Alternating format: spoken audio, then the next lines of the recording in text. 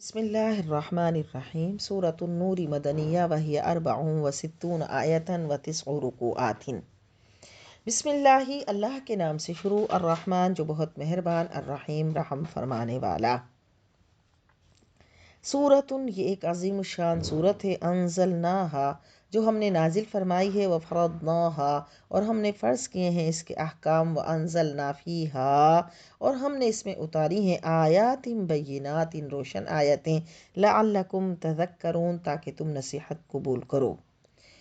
اس صورت کا آغاز بہت ہی جلال اور تمکنت سے کیا جا رہا ہے، جس سے پتہ چلتا ہے کہ یہ صورت اپنے مضامین اور مطالب کے لحاظ سے بڑی اہمیت کی حامل ہے، اور اس آیت کے ہر لفظ سے اللہ کی شان اور کبریائی نمایاں ہو رہی ہے، اور اس کے پڑھنے اور سننے والوں کے دماغ پر ایک ہیبت طاری ہوتی ہے کہ اللہ نے اس میں بہت اہم احکام فرض کیے ہیں،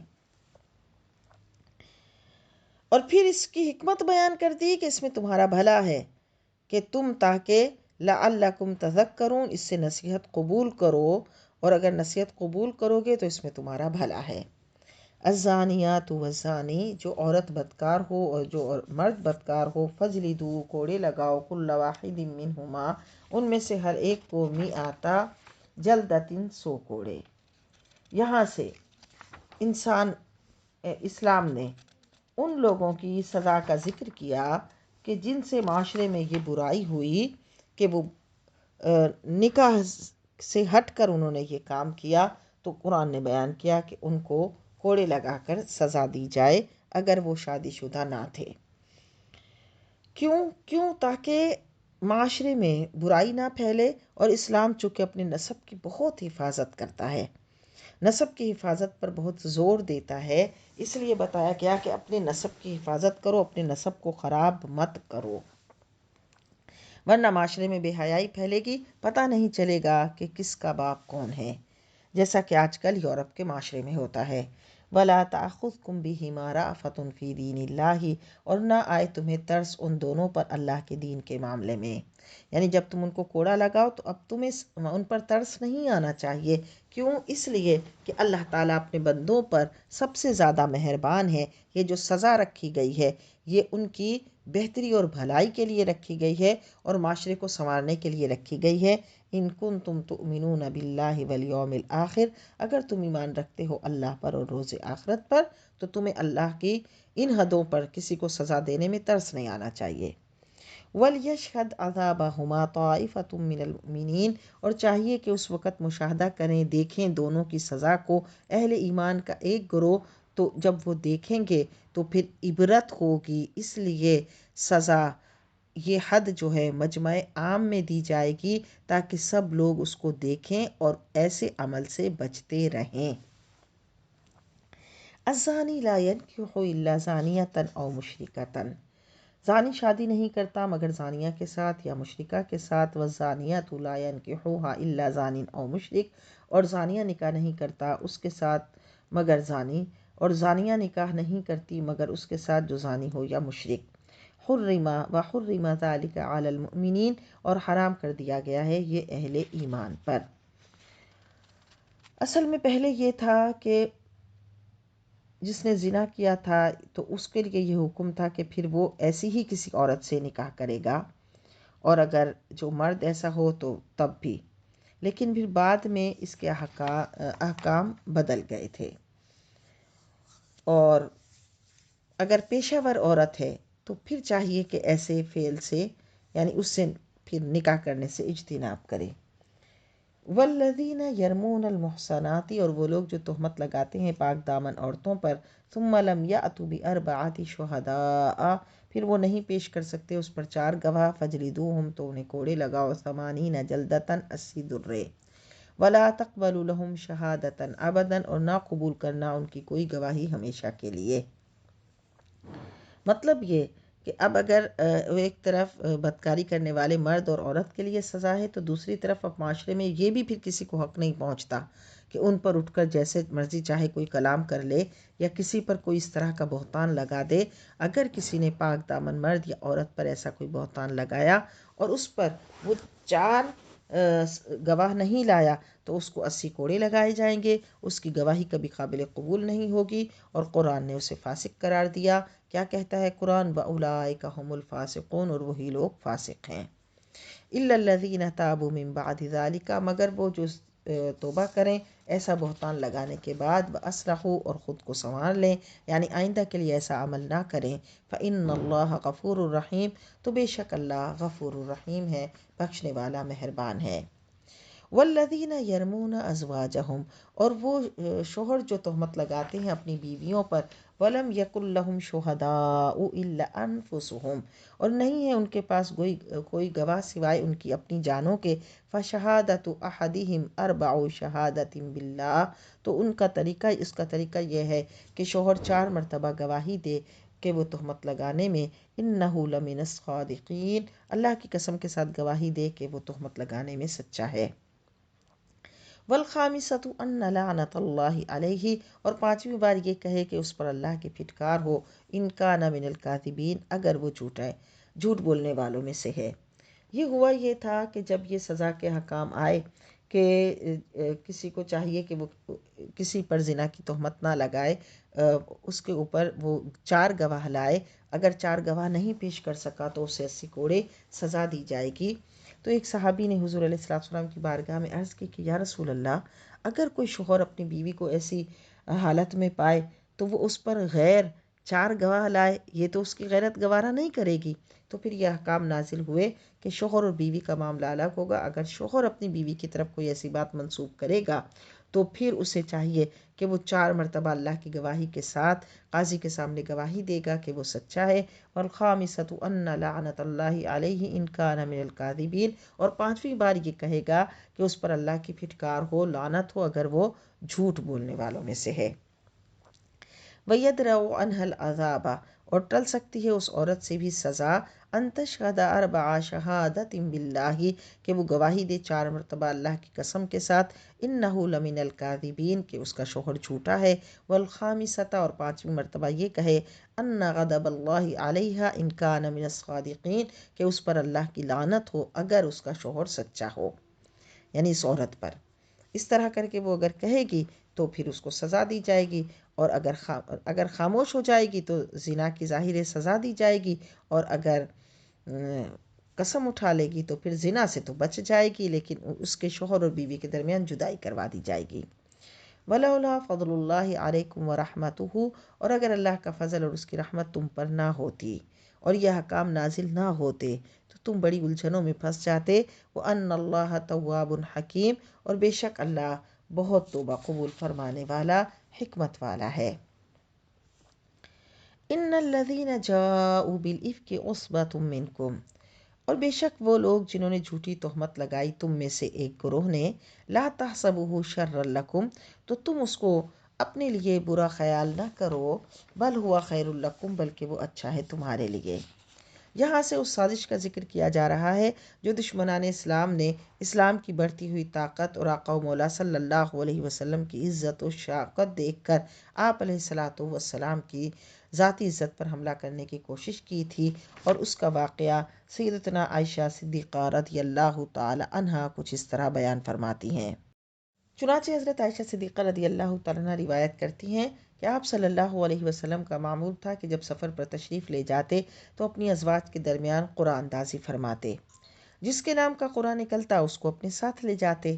تو جب غزوہ بنی مستلق پر روانہ ہوئے تو حسب معمول قرآن ڈالا گیا، تو پیاری امی جان سیدتنا عائشہ صدیقہ رضی اللہ تعالیٰ عنہ ارشاد فرماتی ہیں کہ میرا نام نکلا، چنانچہ میں حضور کے ہمراہ گئی۔ اس وقت پردے کے احکام نازل ہو چکے تھے، میں ہودج میں بیٹھی تھی۔ ہودج اونٹ پر رکھنے کے لیے ایک ایسی پردہ دار چیز بنائی جاتی تھی جس کو اونٹ پر رکھ دیا جاتا تھا اور عورتیں اس پہ بیٹھتی تھیں۔ فرماتی ہیں جب لشکر روانہ ہوتا میرا ہودج اٹھا کر اونٹ پر رکھ دیا جاتا اور جہاں قیام ہوتا ہودج اتار دیا جاتا۔ جب جہاد سے فراغت ہوئی تو آپ علیہ الصلوۃ والسلام نے واپسی کا قصد فرمایا۔ ہم مدینہ طیبہ کے قریب پہنچے اور رات بسر کی۔ رات کے پچھلے حصے میں کوچ کی تیاری شروع ہو گئی۔ میں اتفاق سے اس وقت قضائے حاجت کے لیے باہر گئی۔ جب واپس آئی تو میرے گلے کا ہار ٹوٹ کر گر پڑا۔ میں اس کی تلاش میں پھر لوٹ گئی۔ ہار تو مجھے مل گیا، لیکن جب واپس آئی تو لشکر وہاں سے جا چکا تھا۔ وہ لوگ جو میرا ہودج اونٹ پر رکھنے پر جن کی ڈیوٹی تھی، انہوں نے سمجھا کہ میں ہودج میں موجود ہوں، کیونکہ اس وقت عورتیں وزن میں ہلکی پھلکی ہوتی تھیں کیونکہ غذا مرغن نہیں تھی، اور آپ فرماتی ہیں میری تو عمر بھی کم تھی، اس لیے انہیں میرے ہودج میں نہ ہونے کا احساس نہیں ہوا۔ جب میں واپس آئی تو وہاں کوئی نہیں تھا، تو میں یہ خیال کر کے کہ جب وہ مجھے نہیں پائیں گے تو واپس میری تلاش میں آئیں گے، میں وہیں ٹھہر گئی اور ایک چادر لپیٹ کر لیٹ گئی۔ ایک صحابی تھے حضرت صفوان، جن کی یہ ڈیوٹی تھی کہ وہ لشکر کے پیچھے پیچھے رہتے تھے، اور جب لشکر روانہ ہو جاتا تھا تو وہاں پہنچ کر دیکھتے تھے کہ اگر کسی کی کوئی چیز پڑی ہے تو اسے اٹھا لیتے تھے اور اس کے مالک تک پہنچا دیتے تھے۔ فرماتی ہیں اتنے میں صفوان وہ اسی طرح چیزوں کو تلاش کرتے کرتے وہاں پہنچ گئے، انہوں نے مجھے دیکھا تو مجھے پہچان گئے اور بلند آواز سے انا للہ و انا الیہ راجعون پڑھا۔ ان کی آواز سے میری آنکھ کھل گئی، میں نے اپنا چہرہ ڈھانپ لیا، انہوں نے اپنا اونٹ میرے قریب لا کر بٹھایا اور مجھے سوار کر کے چل دیے۔ آپ فرماتی ہیں کہ ہم دوپہر کے وقت لشکر سے آ ملے۔ اب دیکھیے، آپ حضرت صفوان کے ظاہر اونٹ پہ بیٹھی ہیں اور حضرت صفوان نے اس اونٹ کی نکیل پکڑی ہے، اور آپ جب وہ وہاں پہنچے لشکر میں تو وہ دوپہر کا وقت تھا۔ اتفاق دیکھیے کہ اس وقت عبداللہ بن ابی رئیس المنافقین نے یہ منظر دیکھ لیا، اس نے ایک طوفان برپا کر دیا اور اس نے لوگوں میں اس خبر کو، افواہ کو غلط طریقے سے پھیلا دیا۔ حضرت عائشہ صدیقہ رضی اللہ تعالیٰ عنہ اس بارے میں نہیں جانتی تھیں۔ آپ فرماتی ہیں میں مدینہ پہنچی تو اتفاق سے میری طبیعت خراب ہو گئی، آپ بیمار ہو گئیں، اور فرماتی ہیں کہ 1 ماہ تک میں بیمار رہی، سفر کی تھکن ہوگی، ظاہر ہے اتنا مشکل اس وقت سفر ہوتا تھا۔ اب فرما رہی ہے کہ لوگوں میں ان باتوں کا چرچا تھا لیکن مجھے تو کوئی علم نہیں تھا۔ آپ بیماری کی وجہ سے لوگوں سے ظاہر ہے مل جل نہیں تھی، باہر بھی کہیں نہیں آنا جانا ہو رہا ہوگا، لیکن فرماتی ہے کہ ایک بات مجھے کھٹک رہی تھی کہ حضور میری علالت کے وقت جو لطف و عنایت پہلے مجھ پر کرتے تھے وہ مفقود تھی، اور حضور مزاج پرسی فرماتے اور صرف اتنا دریافت کرتے کیف تکم، کہ تمہارا کیا حال ہے۔ اس سے مجھے شک گزرتا کہ یہ کیا ہوا۔ فرماتی ہے لیکن اس پروپیگنڈے کا مجھے نہیں پتا تھا۔ تو بیماری کے بعد بہت نقاہت اور کمزوری بھی ہونے لگی تھی، تو کہتی ہیں ایک رات میں مستاق کے ساتھ قضائے حاجت کے لیے باہر گئی، تو ہم عرب کے دستور کے مطابق جنگل میں جایا کرتے تھے، تو مستاق حضرت ابو بکر کی خالہ زاد بہن تھی۔ ہم دونوں جب فارغ ہو کر واپس آ رہی تھی تو مستاق کا پاؤں الجھا، وہ گر پڑی، تو ان کے زبان سے بے ساختہ نکلا کہ مستاق ہلاک ہو۔ وہ اپنے بیٹے کے لیے یہ کہہ رہی تھی۔ تو فرماتی ہیں میں نے کہا کہ تم ایک بدری کے لیے ایسے لفظ استعمال کر رہی ہو، یہ تو بری بات ہے، یعنی وہ بدر میں شامل ہوئے تھے، جنگ بدر میں۔ تو انہوں نے کہا کیوں، آپ کو نہیں پتا کہ جو طوفان آیا ہوا ہے؟ میں نے کہا نہیں۔ تو میں نے جب پوچھا تو انہوں نے سارا واقعہ سنایا، اور مستہ بھی اس میں چونکہ شامل تھے حصہ لینے میں، تو اس لیے انہوں نے اپنے بیٹے کے لیے اچھے الفاظ استعمال نہیں کیے۔ فرماتی ہیں کہ پھر تو میرا مرض اور اود کر آیا، میری طبیعت زیادہ خراب ہو گئی۔ جب حضور تشریف لائے تو میں نے عرض کی کہ مجھے والدین کے پاس جانے کی اجازت دے دی جائے، کہ تاکہ میں اپنے والدین کے گھر جا کے ان حالات کی تفصیل معلومات لوں۔ آپ فرماتی ہیں کہ آپ نے اجازت دے دی، میں اپنے میکے آ گئی۔ میں نے آ کے اپنی امی سے پوچھا یا امتا لماذا یتحدث الناس بہ، امی یہ لوگ کیا باتیں کر رہے ہیں؟ انہوں نے کہا بیٹی غمگین ہونے کی ضرورت نہیں، جب کوئی بیوی پاکیزہ صورت ہو، اس کا شوہر بھی اسے محبوب رکھے اور اس کے شوہر کی کئی اور بیویاں بھی ہوں تو اس طرح کی باتیں ہوتی ہیں۔ میں نے کہا سبحان اللہ، یہ لوگ میرے متعلق کیسی باتیں کر رہے ہیں۔ میں بہت حیران ہوئی، ظاہر میں پھر رات بھر جاگتی رہی، روتی رہی، صبح ہوئی تب بھی آنسو جاری تھے، اب نیند ختم ہو گئی۔ ادھر نزول وحی میں تاخیر ہوئی تو حضور علیہ الصلوۃ والسلام نے حضرت علی اور اسامہ بن زید کو بلایا۔ اسامہ نے تو میری برات کی اور جو ان کے دل میں حضور کی اہل بیت کی محبت تھی اس کو ظاہر کیا۔ حضرت علی رضی اللہ تعالیٰ عنہ نے بھی عرض کی کہ یا رسول اللہ آپ اتنے رنجیدہ خاطر نہ ہوں، آپ کے لیے عورتوں کی کمی نہیں ہے، تو آپ اگر تصدیق چاہتے ہیں تو آپ بریرہ کو بلا لیں، جو لونڈی ہے ان سے پوچھ لیں۔ یعنی حضرت علی رضی اللہ عنہ نے بہت پیارا مشورہ دیا کہ وہ بریرہ لونڈی ہے، ہر وقت وہ حجرے میں ہوتی ہے تو حقیقت حال بتا دے گی۔ چنانچہ بریرہ سے حضور علیہ الصلوۃ والسلام نے پوچھا کہ اے بریرہ حل رأیتی من شیئن یریبکی من عائشہ، کیا تو نے کوئی ایسی چیز دیکھی ہے جسے تمہیں عائشہ کے بارے میں کوئی شک ہو؟ انہوں نے عرض کی مجھے اس خدا کی قسم کہ میں جس نے حضور کو سچا رسول بنا کر بھیجا، میں نے تو عائشہ میں کچھ نہیں دیکھا سوائے اس کے کہ وہ آٹا گوندھ کے کبھی رکھ دیتی ہیں اور اپنی کم عمری کی وجہ سے سو جاتی ہیں اور بکری آ کر آٹا کھا جاتی ہے۔ تو کسی نے کہ بریرہ کو کہا کہ تم سچ بتاؤ۔ انہوں نے کہا میں تو جو کچھ دیکھا ہے میں وہی بتاتی ہوں، میں نے تو اس کے سوا کچھ نہیں دیکھا۔ تو آپ علیہ الصلوۃ والسلام مسجد میں تشریف لے گئے اور ممبر پر کھڑے ہو کے فرمایا کہ ایک گروہ مسلمانان اس شخص کے بارے میں مجھے کون معذور رکھتا ہے جس کی اذیت رسانی سے میرے اہل خانہ تک کے بارے میں مجھ تک بات پہنچی ہے۔ باخدا میں اپنے اہل کے لیے، اپنے گھر والوں کے لیے خیر کے سوا کچھ نہیں جانتا۔ حضرت سعد بن معاذ انصاری کھڑے ہو گئے اور پھر اس طرح اور لوگ کھڑے ہو گئے اور آپس میں گفتگو شنید ہونے لگی۔ اب حضور علیہ الصلوۃ والسلام تشریف لاتے، ایک دن تشریف لائے تو میں بہت رو رہی تھی اور اتنی رو رہی تھی کہ مجھے لگ رہا تھا کہ میرا کلیجہ پھٹ جائے گا۔ میرے والدین بھی میرے پاس بیٹھے تھے، ایک انصاری عورت آ گئیں، وہ بھی رونے لگ گئیں، یہاں تک کہ آپ علیہ الصلوۃ والسلام تشریف لائے، سلام فرمایا، بیٹھ گئے۔ ایک مہینہ گزر چکا تھا اور میرے بارے میں کوئی وحی بھی نہیں اتری تھی۔ حضور نے تشہد کے بعد فرمایا، اے عائشہ، تیرے بارے میں مجھے ایسی اطلاع ملی ہے، اگر تو پاک دامن ہے تو اللہ تیری برات کر دے گا، اور اگر تجھ سے قصور سرزد ہوا ہے تو توبہ کر لے، اللہ توبہ قبول فرماتا ہے۔ آپ فرماتی ہیں میں روتی روتی ایک دم چپ ہو گئی۔ میں نے اپنے والد محترم سے کہا آپ حضور کو اس بات کا جواب دیں۔ انہوں نے فرمایا میں کچھ جواب نہیں دے سکتا۔ پھر میں نے والدہ سے کہا، انہوں نے بھی معذوری ظاہر کی۔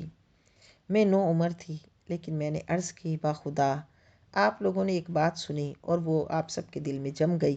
اگر میں کہوں کہ میں بے گناہ ہوں اور اللہ جانتا ہے کہ میں بے گناہ ہوں تو آپ لوگ میری بات نہیں مانیں گے، اور اگر میں ایسی بات کا اعتراف کروں کہ خدا جانتا ہے کہ میں اس سے بری ہوں، وہ میں نے کیا ہی نہیں، تو آپ سب فوراً مان جائیں گے۔ تو اس لیے میرے لیے اس بات کے سوا کوئی چارہ نہیں کہ میں وہی کہوں گی جو یوسف کے باپ نے کہا تھا، فصبر جمیل واللہ المستعان علی ما تصفون۔ پھر فرماتی ہیں کہ میں منہ لپیٹ کر بستر پر لیٹ گئی اور مجھے یقین تھا کہ اللہ ضرور میرے بارے میں کوئی ایسی بات ظاہر فرما دے گا، لیکن فرماتی ہیں کہ میں اپنے آپ کو یہ نہیں جانتی تھی کہ میں اپنے آپ کو اس بات کا اہل نہیں سمجھتی تھی کہ میرے بارے میں کوئی آیت قرآنی نازل ہو جائیں گی۔ لیکن کیا تھا کہ ابھی حضور وہیں تشریف فرما تھے کہ وحی کے آثار ظاہر ہونے لگے، اور سردی کے موسم میں چونکہ نزول وحی کے وقت پسینے کے قطرے موتیوں کی طرح ڈھلکنے لگتے تھے تو حضور پر وہ کیفیت طاری ہوئی، اور جب وحی کی کیفیت ختم ہوئی تو حضور مسکرا رہے تھے، ہنس رہے تھے، اور پہلی بات جو حضور نے فرمائی وہ یہ تھی، ابشری یا عائشہ ام اللہ عز وجل فقد برآ کی، اے عائشہ خوشخبری ہو، اللہ نے تیری برات ظاہر کر دی ہے۔ میری والدہ نے کہا، اے عائشہ اٹھو، حضور کا شکریہ ادا کرو۔ میں نے کہا میں اٹھوں گی اور اللہ کا فوراً پہلے شکر ادا کروں گی جس نے میری براعت ظاہر کر دی۔ اس وقت یہ 10 آیتیں ہماری پیاری ماں جان حضرت عائشہ صدیقہ رضی اللہ تعالی عنہا کی براعت پاک دامنی میں قرآن میں نازل ہوئیں۔ بل ہوا خیر لکم، قرآن کہتا ہے بلکہ یہ بہتر ہے تمہارے لیے کہ قیامت تک جب کوئی قرآن پڑھے گا تو اسے سیدتنا حضرت عائشہ صدیقہ ام المؤمنین رضی اللہ تعالی عنہا کی پاک دامنی پتہ چلے گی، اور آپ کی پاک دامنی کی قیامت تک قرآن گواہی دے گا۔ لِكُلِّ امْرِئٍ مِّنْهُمْ، ہر اس شخص کے لیے اس گروہ میں سے مکتسب من الاثم، کہ جتنا گناہ کمایا اس نے، والذی تولی کبرہ، اور جس نے سب سے زیادہ حصہ لیا، منہم ان میں سے، لہو عذاب عظیم، تو اس کے لیے عذاب عظیم ہوگا۔ یعنی جس نے اس میں زیادہ حصہ لیا اس کو اتنی بڑی سزا ملے گی، اس کو اتنا بڑا عذاب ہوگا۔ لولا اذ سمیعتموہ، اب مومنین کو مخاطب کیا جا رہا ہے، کیوں نہ ہوا تم سے یہ، ظن المؤمنون، کہ مومن گمان کیا ہوتا مومن مردوں، والمؤمنات، اور مومن عورتوں نے، بانفسہم خیرا، اپنوں کے بارے میں نیک گمان، کہ کیوں نہ ہوا ایسا، سنتے ہی کہہ دینا چاہیے تھا، وقالوا ھذا، اور کہہ دیا ہوتا کہ یہ تو افک مبین، کھلا ہوا بہتان ہے۔ مومن مردوں اور عورتوں کو چاہیے تھا کہ سنتے ہی کہہ دیتے کہ یہ کھلا بہتان ہے۔ لولا جاؤ علیہ باربعۃ شہداء، اور اگر وہ سچے تھے تو کیوں نہ پیش کر سکے اس پر 4 گواہ. فَإِذْ لَمْ يَأْتُوا بِالشُّهَدَاءِ بس جب وہ پیش نہیں کر سکے گواہ فَأُولَٰئِكَ عِندَ اللَّهِ هُمُ الْكَاذِبُونَ تو وہی لوگ اللہ کے نزدیک جھوٹے ہیں. وَلَوْلَا فَضْلُ اللَّهِ عَلَيْكُمْ وَرَحْمَتُهُ فِي الدُّنْيَا وَالْآخِرَةِ اور اگر نہ ہوتا اللہ کا فضل تم پر اور اس کی رحمت دنیا اور آخرت میں لَمَسَّكُمْ فِي مَا أَفَضْتُمْ فِيهِ عَذَابٌ عَظِيمٌ تو پھر تمہیں پہنچتا سخت عذاب. اذ تلقونہ بألسنتکم جب وہ نقل کر رہے تھے ایک دوسرے سے اس باتوں کو وتقولون بافواہکم اور اپنے منہوں سے ایسی باتیں نکال رہے تھے ما لیس لکم بہ علم جس کا تمہیں علم بھی نہیں تھا وتحسبونہ ہینا اور تم خیال کرتے تھے اسے معمولی بات وہو عند اللہ عظیم اور یہ اللہ کے نزدیک بہت بڑی بات تھی.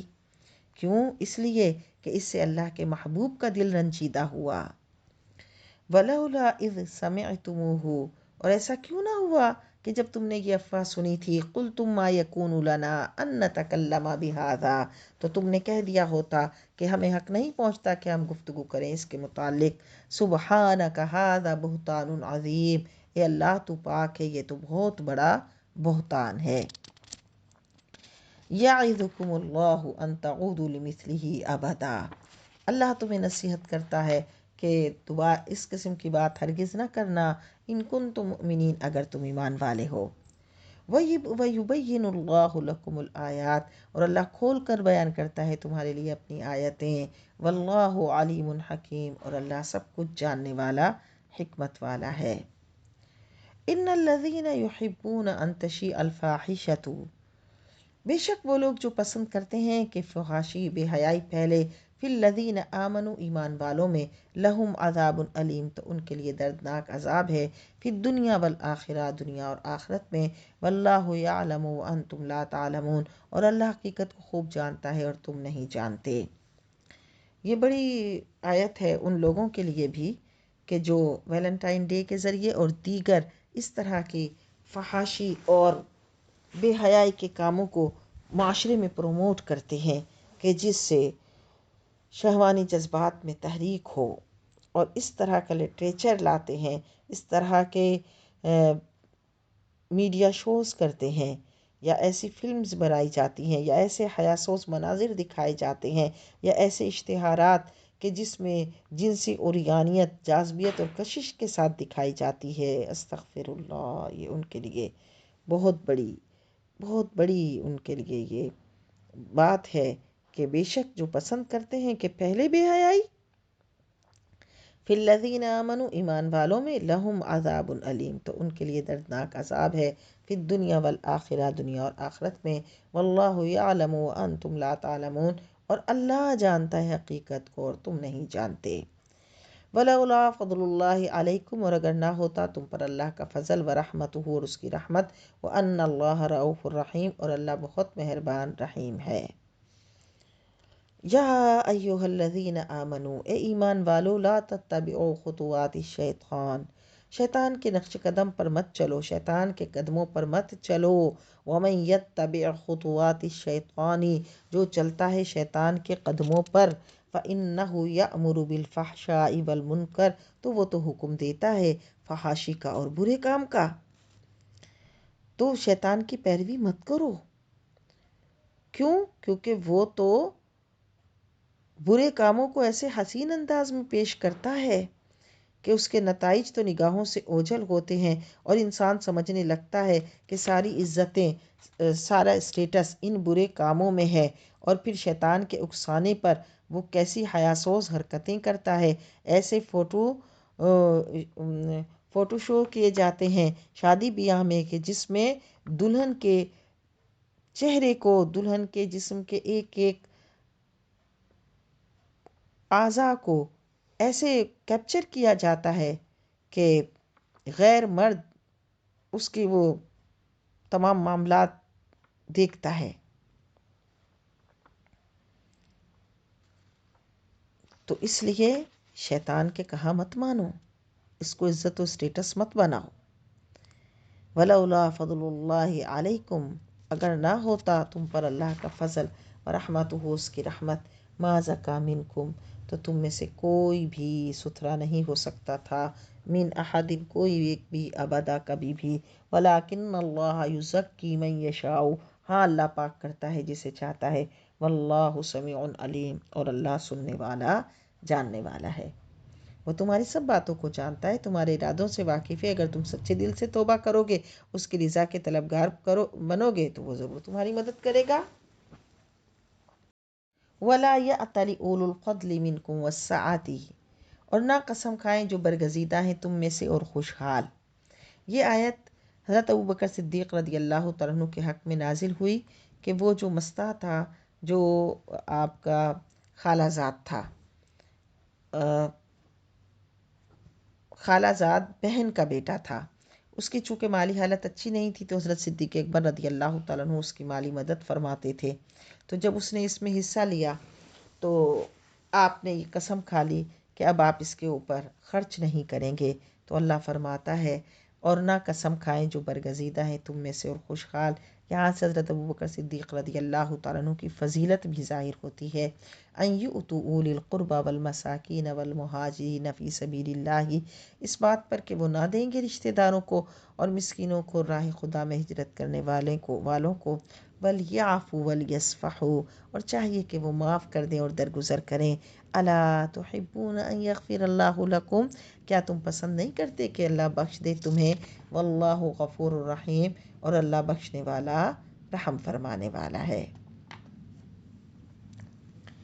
इन्नल्लज़ीना यरमूनल मुहसनातिल गाफ़िलातिल मुमिनाति, जो लोग तोहमत लगाते हैं पाक दामन औरतों पर जो अनजान है उस मामलात से और ईमान वालियाँ हैं, लुइनु फिद दुनिया वल आखिरा, उन पर फिटकार है दुनिया और आखिरत में। वलहुम अज़ाबुन अज़ीम, और उनके लिए बड़ा अज़ाब है। अब हज़रत सिद्दीक़ा रज़ी अल्लाह तआला अन्हा के सदक़े से क़यामत तक उन तमाम ख़वातीन का जो अपनी इज़्ज़त व अस्मत की हिफाजत करती हैं, और उस पर अगर कोई इल्ज़ाम लगाता है और इस तरह की बात करता है, तो उनके लिए ये सज़ा सुनाई जा रही है कि नेक फ़ितरत, इफ़्फ़त, शार मुसलमान औरतों पर किसी किस्म का इल्ज़ाम मत लगाना, वरना दुनिया और आखिरत में अल्लाह की लानत भी होगी और दर्दनाक अज़ाब भी होगा।